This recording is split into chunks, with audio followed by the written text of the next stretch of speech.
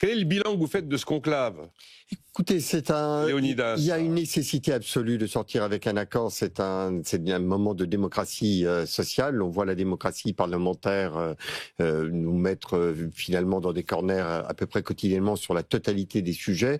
Il ne peut pas y avoir un pays qui n'a pas un endroit, une méthode de dépassement des désaccords.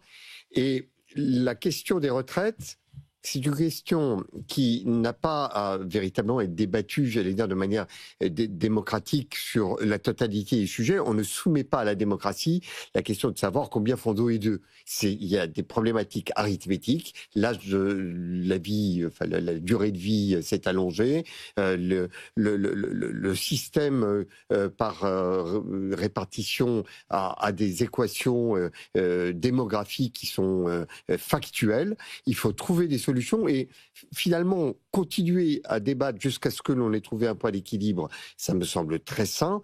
Il y a la possibilité, on voit bien les derniers points qui sont en équilibre, la prise en compte de la pénibilité, c'est un sujet qui est, je pense, fait consensus dans notre pays. Il y a un début d'accord là-dessus. Mais il y a un début les 3 critères qui avaient été retirés en 2017 ont été réintroduits. Ils ont été réintroduits. Là où il n'y a pas d'accord, c'est de savoir quelles sont les conditions de déclonchement de ces critères. Tout le monde n'a pas la même lecture. Vous avez raison, mais sincèrement, on est en train d'approcher du traitement des derniers urticants. Et donc, je pense qu'il y a la possibilité de le dépasser.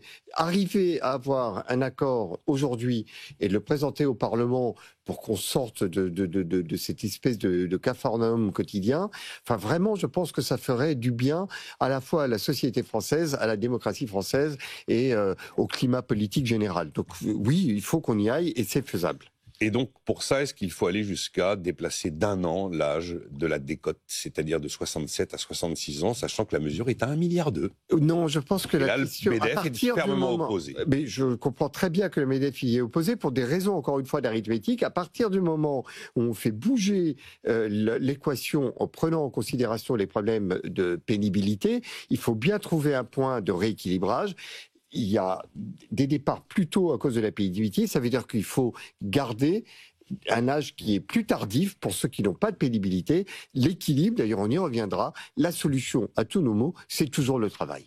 C'est toujours le travail qui crée la richesse et qui permet de trouver les financements pour la prise en compte d'autres paramètres. On parlera du travail tout à l'heure et on ajoutera un élément qui vous est cher, qui est la TVA sociale, qui a été quand même en filigrane dans ce débat.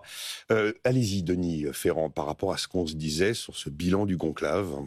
Oui, c'est vrai que c'est un bilan aussi qui porte, le résultat. Est-ce qu'il y a encore de la place pour du paritarisme de négociation? C'était quand même celui-ci qui était en question, après avoir été très malmené depuis 2017, et le déni que lui a accordé d'une certaine manière le président, qui ne voit de paritarisme que dans la négociation interne à l'entreprise et pas à l'échelle nationale. On a bien compris la volonté, effectivement, de réduire au maximum le paritarisme interprofessionnel sans le dire trop fort. Oui, tout à fait. Très, très, très net. C'est vrai que c'est vraiment une affaire d'équilibre et de jeu de la négociation, au moment où, comme le dit Léonidas, il y a quand même un petit sujet sur le fonctionnement au niveau du Parlement, voire de l'extrême difficulté qu'il y a à faire passer des règles. Et donc, la démarche en soi qui était au début de ce conclave, qui disait soyez en responsabilité, dégagez quelque chose, est extrêmement engageant, et peut-être qu'on peut arriver à des choses, avec également un point que je trouve assez important, qui est venu dans le débat sur la décote, qui est l'idée de faire évoluer les paramètres en fonction de l'évolution de l'espérance de vie. Ah oui. Oui. Ça, c'est un élément que l'on retrouve d'ailleurs dans une dizaine de pays. Il y a une dizaine de pays de l'Union européenne qui ont adopté d'ores et déjà des dispositifs qui lient les évolutions de paramètres de durée à l'évolution de l'espérance de vie, et donc on maintient un équilibre. Mais c'est ça le point qui est important. C'est-à-dire, à partir de quel point de départ mettons en place un dispositif lié à l'espérance de vie? Il faut qu'à l'origine, il y ait un rééquilibrage financier qui soit trouvé, d'où l'enjeu de bien paramétrer ces différents éléments. 1,2 milliard, ça n'est pas anodin quand il faut chercher un équilibre global. Sur l'histoire de l'indexation sur l'espérance de vie, c'est un point que porte la CPME. Et l'idée est de dire, si on a des mécanismes automatiques, ça évite des débats sans fin et des désaccords permanents. Vous avez un avis à ajouter, Frédéric Farah? Si, j'ai des choses à ajouter sur le sujet, évidemment. Vous allez me dire qu'il faut payer plus. J'ai plein de trucs à vous dire. Je vais essayer d'être bref, ne pas vouloir envahir le débat parce que ça ne se fait pas. Donc, c'est vrai. Donc, tout d'abord, ce n'est qu'une étape avant une autre. C'est-à-dire que ça va être en attendant la nouvelle réforme paramétrique qui va arriver, un de ces quatre, et qui va susciter la même controverse, le même débat. Absolument de votre avis. Je pense que c'est vraiment pas la dernière. Je rappelle que depuis la réforme Séguin 1987 à nos jours, il n'y a eu de cesse de réformes successives. C'est normal. Cette fois-ci, c'est la bonne. Oui, chaque fois on vous dit c'est la bonne, mais chaque fois on sait. Voilà. Chaque fois on sait bien que c'est la bonne. On nous dit que c'est la bonne. La DER des DER. C'est la DER des DER. On nous a expliqué, voilà, on a allongé la durée de cotisation, on a modifié le calcul, c'était 10 ans, ensuite 25 ans, et ainsi de suite, et ainsi de suite. Donc, je crois que, en fait, comme dirait le président Jacques Chirac, à qui on peut faire un clin d'œil, tout cela va faire pchit.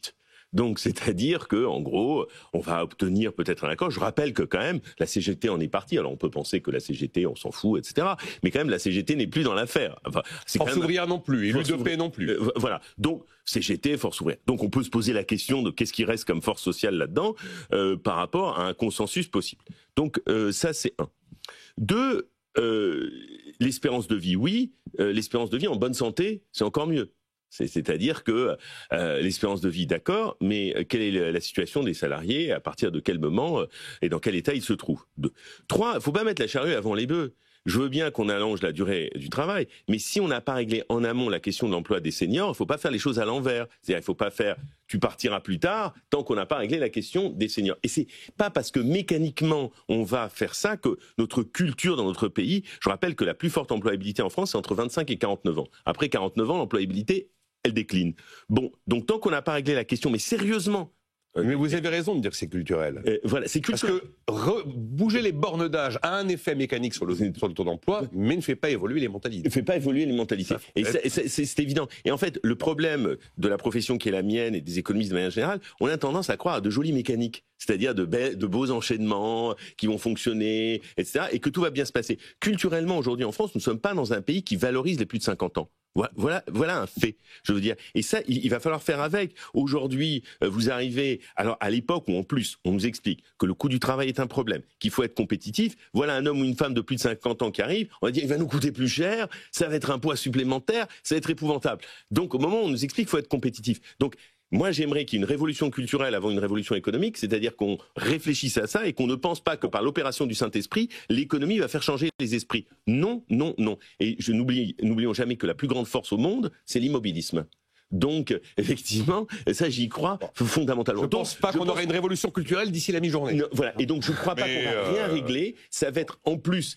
Et ce qui est marrant, c'est qu'on veut essayer de conclure un débat avec une démocratie sociale qui va mal et dans une assemblée qui ne tient qu'à un fil et qui est à 2 doigts du gouffre. Oui. Donc je crois régler un problème aussi important entre un gouvernement... Oui, mais vraiment, il faut régler les choses. Je veux dire qu'on avance. Je veux bien qu'on pose des problèmes qui sont insolubles, mais bon, il y a des problèmes qui sont solubles et 2 et 2 qui fassent 4, c'est quand même un problème qui est soluble. Prendre la pénibilité et le contrebalancer par l'augmentation ou le maintien de l'âge. Il y a une chose que j'ai pas du tout comprise dans le dernier rapport du corps, c'est de décréter qu'il faudra avoir l'âge de départ à la retraite à 66 ans en 2050. Mais alors 2070, disent-ils. 66 ans et demi en 70. Les autres pays européens, ils sont déjà. Il y a une espèce de. Permettez, c'est ma dernière séance des experts avec vous et j'en suis très ému. Au moins dire des choses qui sont engageantes. Je pense que le postulat sur lequel repose ce débat, qui serait que les Français ne veulent pas le travail, ne veulent pas travailler, veulent partir le plus tôt possible à la retraite, est un postulat de peur des gouvernants vis-à-vis des Français, et c'est un postulat qui est presque injurieux vis-à-vis de nos concitoyens, qu'ils veuillent que ceux qui ont eu des carrières dures et longues et avec de la pénibilité partent plus tôt que les autres, ça j'en suis certain, mais aller chercher les 66 ans plutôt qu'être tétanisé devant l'âge de 64 me semble être une injure à l'intelligence de nos compatriotes.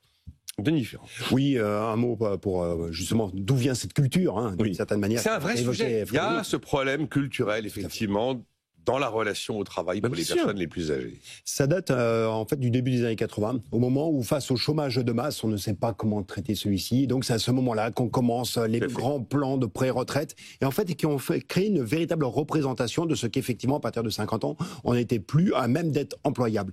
Or, il y a quand même des révolutions silencieuses qui se font au travers notamment de l'évolution du taux d'emploi des 55-64 ans, dont on voit bien qu'il progresse régulièrement désormais parce qu'il y a aussi une forme de nécessité qui s'impose. C'est très intéressant de se rappeler que il y a simplement 2 ans, la question n'était pas tant la question de la remontée du chômage qu'on la voit actuellement, mais véritablement l'accès à la ressource. Et en fait, face à la ressource humaine, j'entends, et face à cette situation d'extrême tension, qu'est-ce que l'on a vu? Eh bien, en ajoutant les réformes des retraites passées et leur effet qui était monté en puissance que l'on accélère avec la réforme Borne, plus cette injonction à la nécessité, eh bien progressivement, on dépasse désormais le 50% de taux d'emploi des 55-64 ans.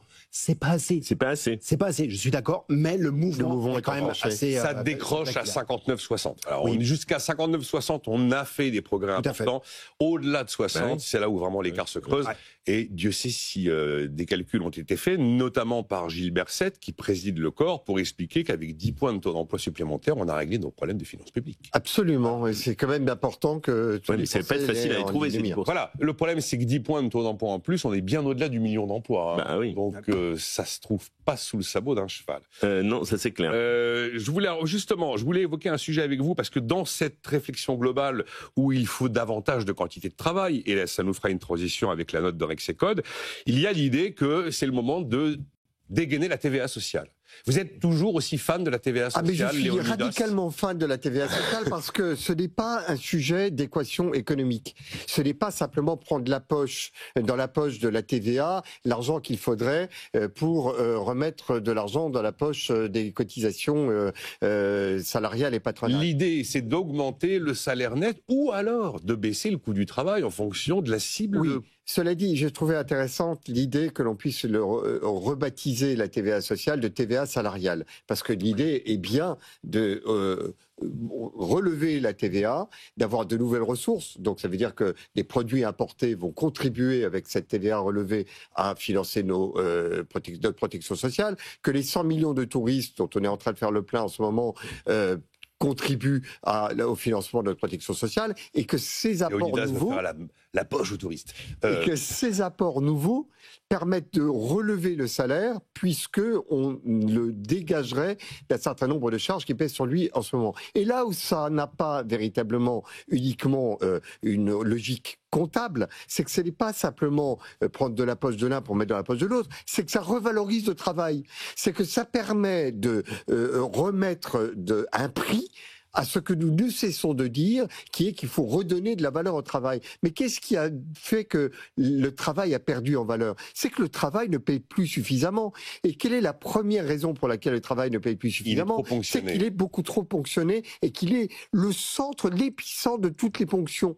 On ne peut pas à la fois vouloir créer le million d'emplois dont on vient de parler et ne pas entraîner tout le pays vers l'idée que l'on s'émancipe par le travail parce qu'il est mieux rémunéré. Et pour qu'il soit mieux rémunéré, il faut qu'il soit moins chargé. C'est pour cela que, effectivement, je continue à être vigoureusement, radicalement pour une TVA sociale qu'on peut aussi appeler TVA salariale. Alors chacun a sa définition. Gilles Berset, qui défend aussi la TVA sociale, lui, il la défend avec des baisses de cotisations sur la partie employeur et pas sur la partie salariée. Oui, je me demandais s'il ne faut pas que la totalité soit sur des charges salariales, comme ça on verra véritablement où est le poids des prélèvements. Alors, allez-y Frédéric Farah, parce que vous n'avez pas la même lecture que Léonidas Kalogeropoulos de cette TVA sociale. Après on peut se demander si la CSG serait le bon outil, mais...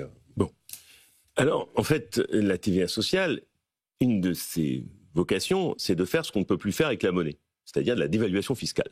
Comme on ne peut plus faire de la vieille dévaluation à l'ancienne. On explique, Frédéric, dans la mesure effectivement où on préserve les exportations et où on taxe davantage les importations, on a l'effet qu'on avait auparavant quand on utilisait la monnaie. Voilà, parce que je rappelle, petite parenthèse, que dans les déterminants de la compétitivité prix, il y avait le taux de change. Bon, comme taux de change, il n'y a plus. Bon, on remplace par quoi?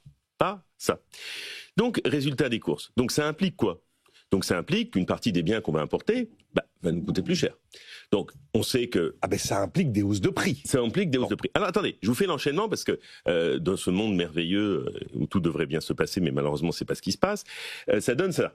Donc les prix augmentent. Oui. On fait un peu d'inflation importée. Attention, Christine Lagarde nous regarde. C'est très important. Donc, l'inflation importée. Donc, les salariés, surtout qu'on sait très bien que, évidemment, ça va toucher la consommation et particulièrement des ménages qui sont les moins fortunés. Donc, admettons que ces gens réussissent, par je ne sais quelle opération, à négocier pour que leur salaire soit indexé à cette augmentation.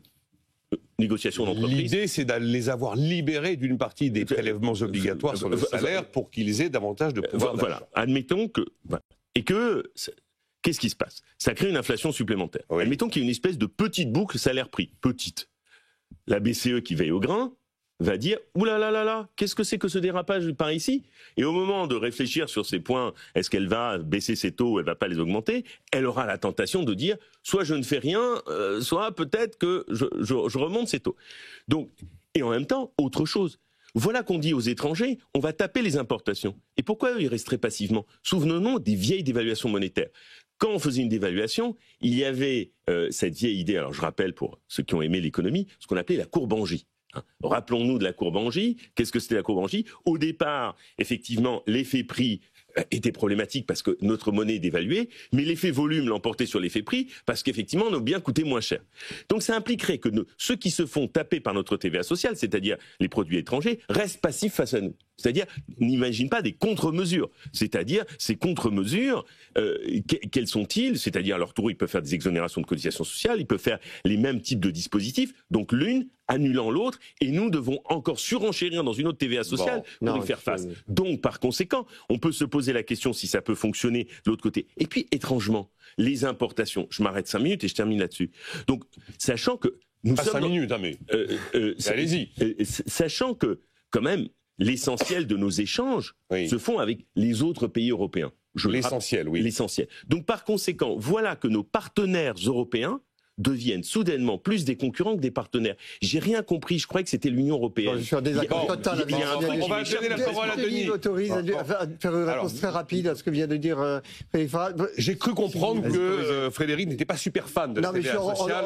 Mais en désaccord tellement radical, mais en 3 points très rapides. Allez-y. D'abord, il ne s'agit pas d'une TVA qui est imposée aux autres, c'est la même TVA pour tout le monde, un produit importé comme au nôtre. Donc il ne s'agit pas d'une sanction. Et pour ce qui est de la TVA à 24% par exemple, elle existe à 25% dans tous les pays scandinaves. Il y a beaucoup de nos partenaires qui sont déjà à un taux plus élevé que le nôtre. On est dans la fourchette basse de la TVA. Pour une fois qu'on a un impôt qui est dans la fourchette basse. Et donc je pense que nos impôts sont mal équilibrés et qui dissuadent le travail. Donc il ne s'agit pas de taxer les autres, il s'agit d'avoir la même TVA pour tout le monde, les autres comme pour nous. Deuxièmement, bien entendu, il ne s'agit pas de mettre la TVA à taux réduit qui est applicable aux produits de première nécessité dans cette logique-là. On ne parle que du taux de TVA normal et pas du TVA, de la TVA pour les produits alimentaires. Et puis troisième point, qui est le point le plus important, ce n'est pas de l'équation, encore une fois, comptable, c'est de comprendre quelle est la dynamique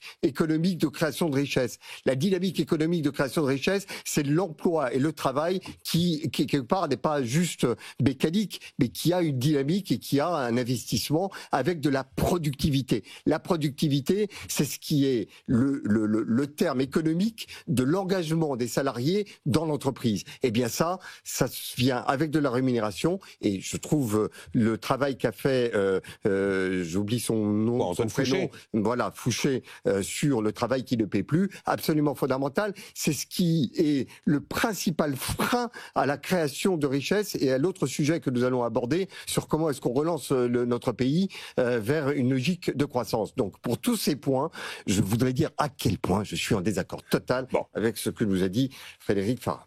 Vous avez le droit, effectivement. Non, mais bien sûr. Non, mais je veux dire, une logique d'économie par rapport à une logique. Je donne la parole à Denis Ferrand là-dessus. On n'a pas beaucoup de temps, Denis, mais on y revient juste après. Hein. Oui, alors c'est pas sur l'autel de la macroéconomie que l'on va pouvoir trancher sur la TVA sociale. Parce qu'effectivement, quand on va regarder à court terme, il va y avoir l'effet, a priori, que l'on peut attendre.